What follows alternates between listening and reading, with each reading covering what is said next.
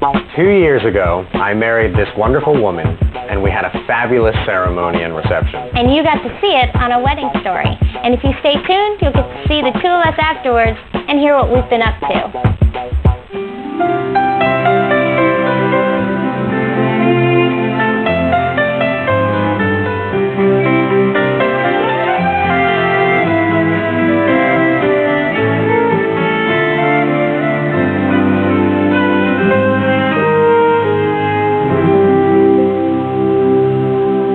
You can't be married without it being a job, but as long as you're willing to... The hours are good. The hours are good.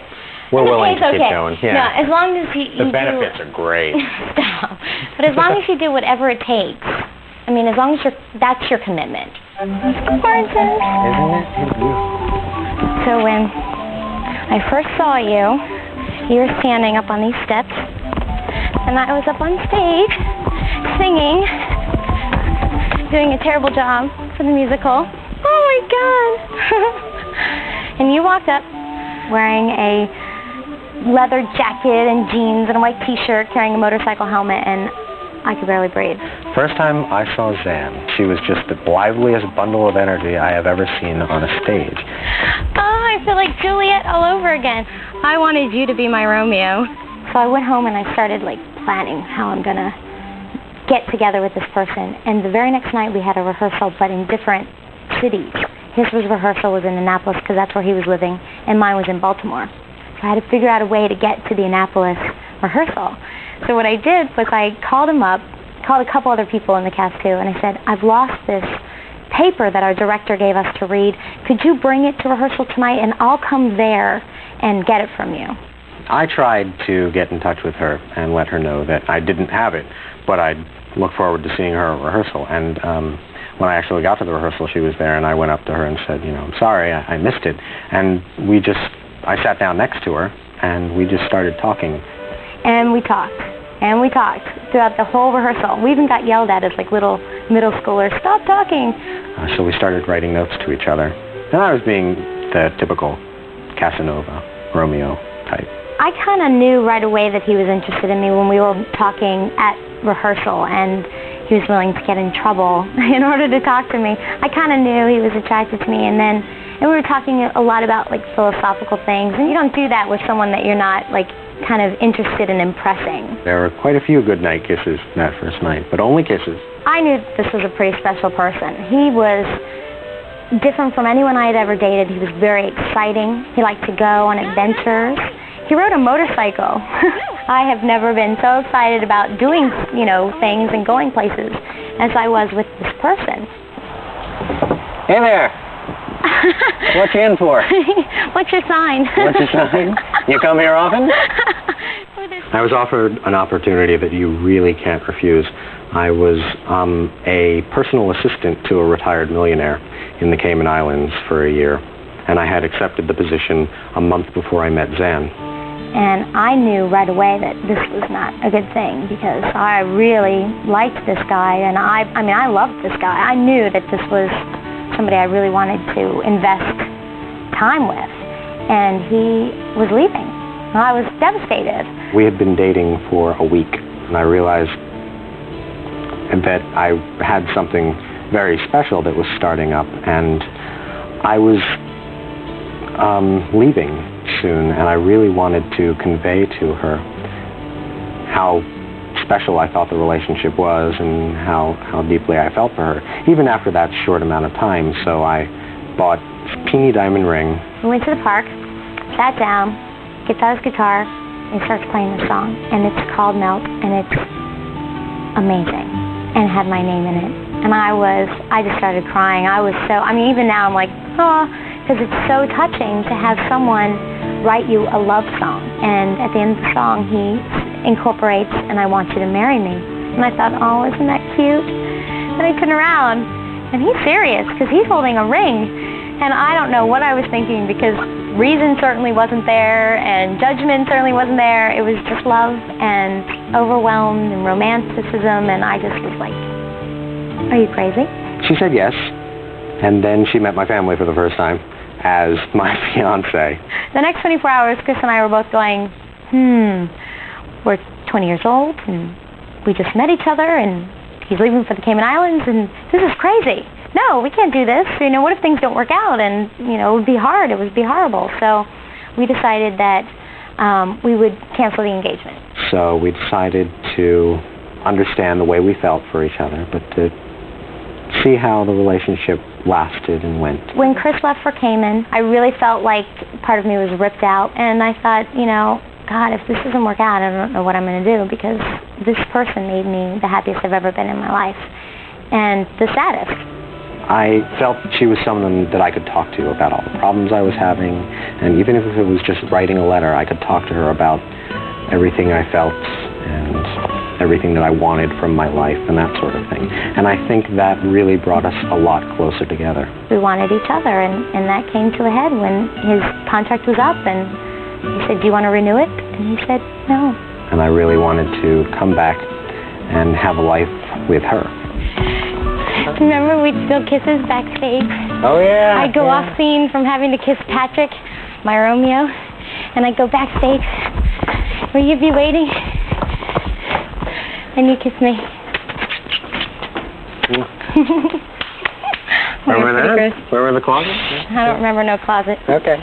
I always knew that if I was going to propose to someone, that I'd want to do it in a unique and very big way, and especially for Xan, I knew that she would really appreciate it if I played it up and made it very theatrical for her. So she was doing an interactive talk show, and one night I just thought to myself, wouldn't it be great if I did this? And Kris stands up with, you know, a piece of paper, and he reads this poem that he wrote. It went, Almighty Aphrodite, your powers must be divine, for they pierced me through the heart sitting here on my behind. 'Twas the nymph I've heard called Echo that caught me in her spell, though what's been going through her repetitive mind I simply cannot tell. But now that Echo has her voice back and I will not have to guess, I'm asking her to marry me. So what do you say? And he's like, you have to say yes, it's the only thing that rhymes with the poem. So I'm like, yes. 5 years ago, just about today. Just about? Just about, almost. Next week. Time flies. It does, doesn't it? Did you ever think we'd end up here? I hope. I love you. I love you too. Can you believe that we have been married for 2 years now? A lot has happened to us. A lot has happened. But I'm looking forward to a lot more. Definitely. At least another 50 years. Sounds good to me. How about 100? Okay. Okay.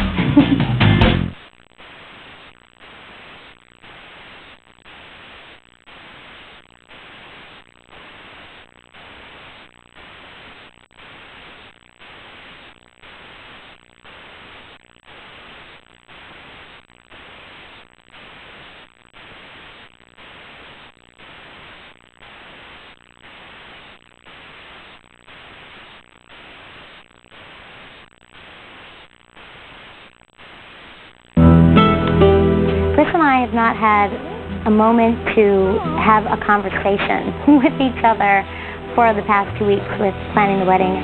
So I'm very much looking forward to going to Pasco State Park to walk around, take in the nature, and just kind of relax and spend time with each other. What do you want to hear? I want to hear Melt, my song.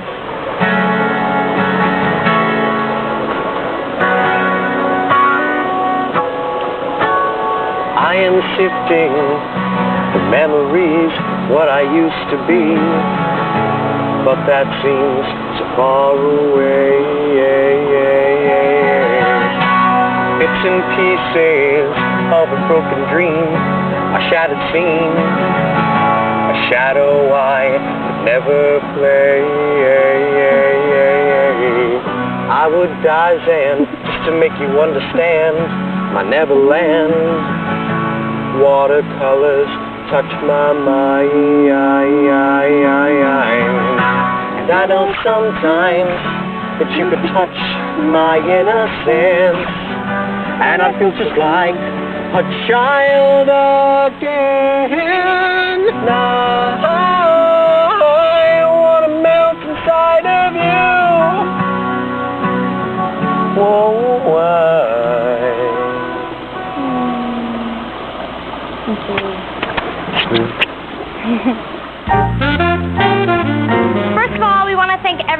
coming tonight. I can't tell you how much it means that everybody cared enough that they're here for our special day. Oh my God! That's what the wedding is going to look like, by the way. Xan with a sword in my throat. They're the most romantic couple I've ever seen. Xan and Kris, they perfectly match each other in trying to think of special ways to express their love to each other. And I think that the ceremony is an extension of that with them. Yeah, and the castle lent a certain amount of atmosphere that they like that kind of stuff. They're very dramatic. Yeah. Oh yeah. Yeah, that was an understatement. That was good. Yeah. What we have here is a charm pull, and all of the bridesmaids are supposed to pull a charm out of the cake. Bridesmaids, come around and pull a ribbon. Okay, ready? 1, 2, 3, pull. Well, you gotta lick it off. You gotta lick the icing. Let's see what you got. Lori, you got travel. You're gonna have luck in travel. What have you got? You got luck and love. You got luck and love, Holly. I love you. You have fun at your party. Don't drink like you did on your bachelor party. You have fun at your party. Yeah, don't get too drunk on ice cream. I love you. Bye-bye. Bye.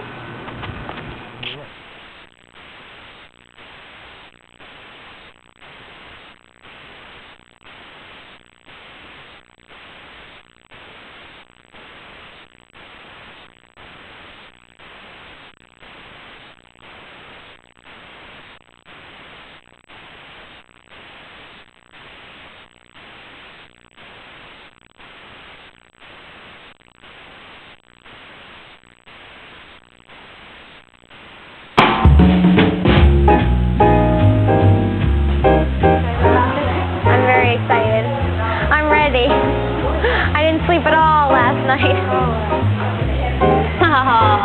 I'm gonna look so beautiful. Not going to last very long when she puts that helmet on. The helmet? Yeah. I think I'll probably end up taking my hair down when I have the helmet. See? I look so sophisticated. Now I feel like a bride instead of a little girl. Yay! Look at there! How pretty! Oh my God, this is beautiful. I have a pin that your great. Now this is great. I'm going to start already. Your great-great-great-grandmother wore for her wedding day, and all of the women in the family have worn it on their wedding day. Hidden, tucked out of sight, just to bring you good luck. Did you wear it? Yes, I did.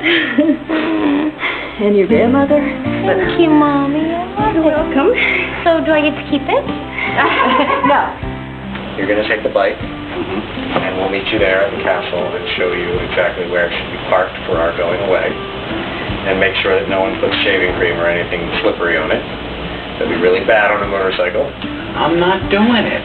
I made my sign. I sympathize with you. Thank you. And I figure that paybacks are hell, so I'm going to be nice to you. Yes, there is that. Center. Here we go. We're going in. Mom, it's okay. You got it? Okay. Okay.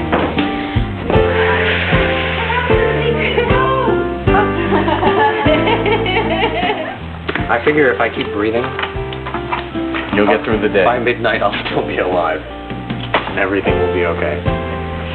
Ooh, Daddy. I like little blue boxes. Oh, Dad. It's beautiful. Oh, that's mine. Sorry. Oh, I love it. Can you help me put this on? Thank you. Not yet, Dan. I'm lost. A lot has happened to us in the 2 years since our wedding. And if you hang around after this episode, you can see what we're up to.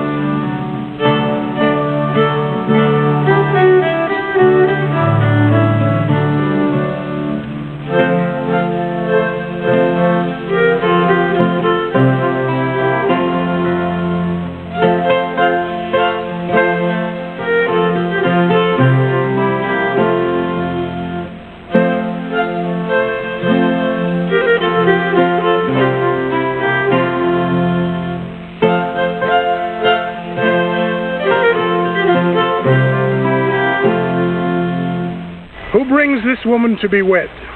Her mother and I do. We come together not to mark the start of a relationship, but to recognize a bond that already exists. Although you are sharing one life, never forget you are two separate people. Now may we have the rings.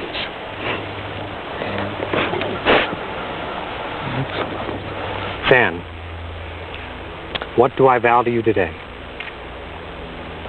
To vow to love you is to vow to breathe. To honor, trust, nurture, cherish. What are these things but the very definition of love?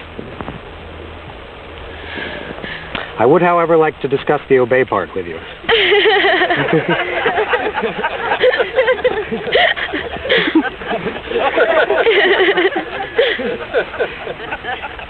When I see joy coming from those liquid blue eyes of yours, I know the reason that I am alive.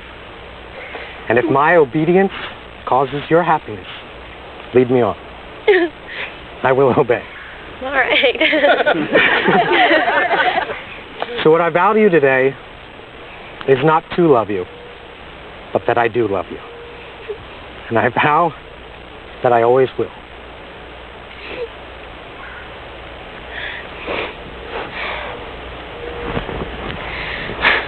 When I look at you, I see the beauty that life holds for me. The love, the security, the excitement, the passion. I promise today to forever love, respect, and care for you. I am so proud to become your wife. You mean everything to me. You are my lover, my best friend, and now my husband. I promise, as your wife, to try and support all your hopes and dreams, to understand your fears and idiosyncrasies. I promise to be there for you whenever you are in need, or to cheer you on, or be your biggest fan. Not a hard job. Yeah. This ring is my gift to you as a symbol of my unending love and devotion. Wear it and think of me and know I love you. So also do I declare that Kris and Xan are now husband and wife. You make it.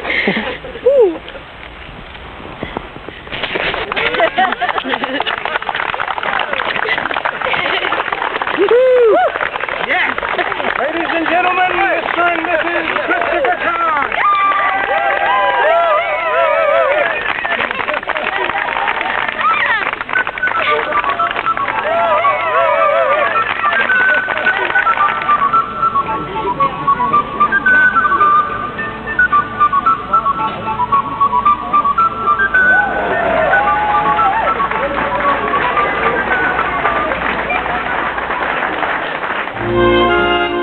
When I see Kris and I in the future, I see two old people on the back of a motorcycle just touring the country, enjoying each other's company. I plan to have the rest of our lives be as fulfilling and as exciting and as wonderful as the past 5 years.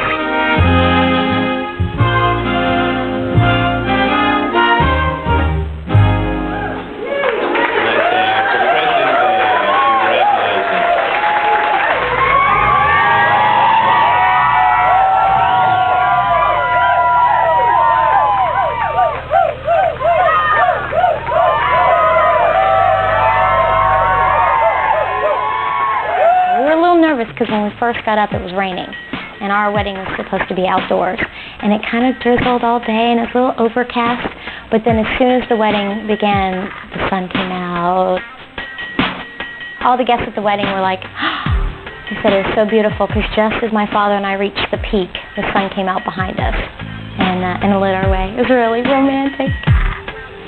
I wanted to taste each word that I was saying.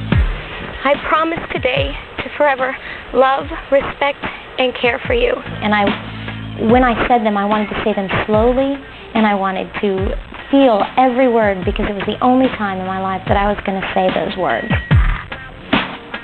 We got on the bike, and we drove away, and we were headed straight for our honeymoon that night. And we got to the end of the driveway from where the castle was, and we stopped. And we're like, we want to go back. Yeah. as much as we really wanted to go back to the reception, we were also anxious to get started on our honeymoon. We had planned this 3 to 4 week trek on our motorcycle up the eastern shore and through the eastern part of Canada. It was magnificently beautiful. Great. After the honeymoon, we went back to our normal routines, and Xan got a tour. Right. Which took her away for 3 months. Right. 3 months. I was doing a children's theater tour around the United States.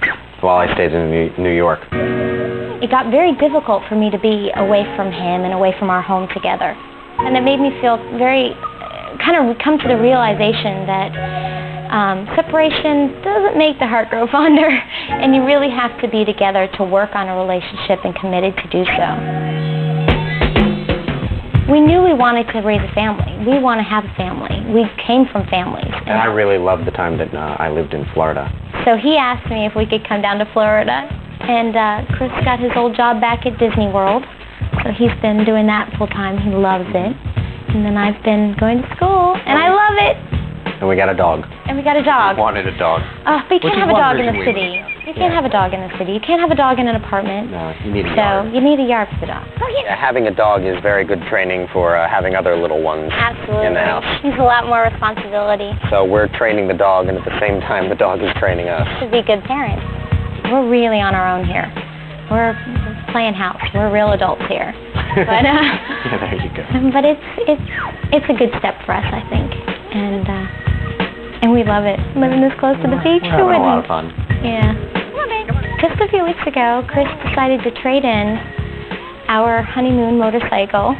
It's kind of interesting to look back because our vehicles really reflect our life changes. I had a little sport bike right before we got married, and Xan said, I am not taking my honeymoon on that. So we traded that in on a big touring bike.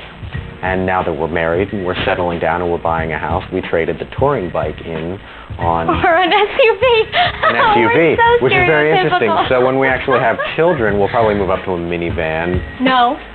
Through the day. No. And maybe when we have grandchildren, an RV. Oh no! This is our new home. We've been through a lot since our wedding day. The thing that made it really bearable was having someone there that you could count on. Yeah, that supported you and loved you no matter what you were going through or no matter how many psychoses you were having. And also just the utter excitement that we have at what is lying ahead of us. We love life and we love it together. So there's a lot of good times ahead, I know. So we're looking forward to living with each other. Bye! See you next time on A Baby Story.